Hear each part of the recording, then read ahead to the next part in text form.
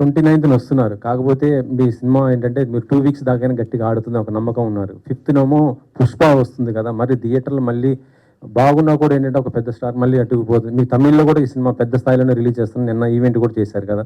మరి అక్కడ మీకు ఇబ్బంది కాదా? ఎందుకు డేర్ చేశాను? ఎందుకంటే 2 విషయాలున్నాయి సార్. ఒకటి, నేను ఈ 25 ఇయర్స్‌లో నేర్చుకున్న విషయం.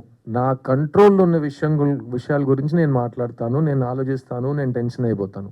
నా కంట్రోల్‌లో లేని విషయాలు గురించి మనం మాట్లాడకూడదు. అట్ ద సేమ్ టైమ్ ప్రతి సినిమా పెద్ద సినిమానే. మీరెంత ఖర్చు పెట్టారనేది దానికి ఒక పెద్ద సినిమా, చిన్న సినిమా లెక్క మనం చెప్పకూడదు. కానీ మీరు చెప్పింది కరెక్టే. ఈ సినిమా 7 డేస్ తర్వాత ఇంకా సెకండ్ వీక్‌లో థియేటర్‌లో ఆడాలంటే చాలా విషయాలు జరగాలి. అందులో ఫస్ట్ నా సినిమా బావుండాలి. ఆడియన్స్‌కి నా సినిమా నచ్చాలి. తర్వాత వేరే సినిమా గురించి వాళ్ళు ఆలోచించాలి. వాళ్ళు భయపడాలి. నాది ప్రాబ్లమ్ కాదు. నా సినిమా బావుంటే నా సినిమా థియేటర్‌లో ఉంటుంది.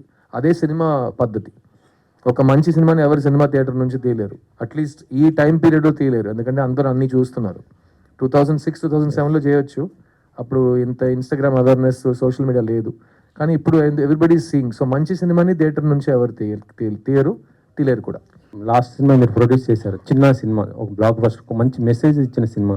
ఆ తర్వాత మరొకటి 'భారతీ 2' కూడా, అది కూడా ఒక మెసేజ్ ఇచ్చిన సినిమానే. కానీ ఇప్పుడు మళ్ళీ 'మిస్ యూ' అంటూ లవ్. అయితే యాక్చువల్లీ చెప్పాలంటే గతంలో మీరు 'లవ్ ఫెయిలియర్' అని ఒక సినిమా చేశారు. అదే నా లాస్ట్ లవ్ స్టోరీ. నా ఫస్ట్ సినిమా ప్రొడక్షన్ అదే. అదే. ఆ లవ్ ఫెయిలియర్‌కి ఈ 'మిస్ యూ'కి డిఫరెన్స్ ఏముంది? చాలా డిఫరెన్స్ ఉందండి. అప్పుడు ఉన్న సిద్ధార్థ్ వేరు, ఇప్పుడున్న సిద్ధార్థ్ వేరు. అప్పుడు ఉన్న ఆ కథలో ఉన్న నేను ఎందుకు ఆ సినిమా చేశాననేది ఒక కాలేజ్ రొమాన్స్, చాలా కొత్తగా అనిపించింది. అప్పుడు కూడా లవ్ స్టోరీస్ చేస్తున్నప్పుడు అలాంటి ఒక లవ్ స్టోరీ చేయట్లేదు, ఒక కొత్త లవ్ స్టోరీ ట్రై చేద్దామని ఆ టైము. తర్వాత లవ్ స్టోరీస్ అస్సలు చేయనని ఒక 10 సంవత్సరాలు వెయిట్ చేసి ఇప్పుడు ఆల్మోస్ట్ 12 ఇయర్స్ తర్వాత మీ ముందుకు ఒక లవ్ స్టోరీ. టైటిల్లోనే మీకు ఇందులో ఇది లవ్ స్టోరీ, ఇది ఎవరు ఏం చెప్పినా ఇది లవ్ స్టోరీ. 'మిస్ యూ' అని టైటిల్ పెట్టి మనం ఇంకేం జానర్ తీసుకోలేం. సో ఇది చాలా important love story. Love story, ఆ 'లవ్ ఫెయిలియర్' అనే సినిమా ఎందుకు ఇంపార్టెంట్ అంటే నేను ఫస్ట్ సినిమా ప్రొడ్యూసర్గా మారా. సో మంచి డబ్బులు వచ్చినాయి. తర్వాత ఇంకా 4 సినిమాలు తీసా. Producer life is going well.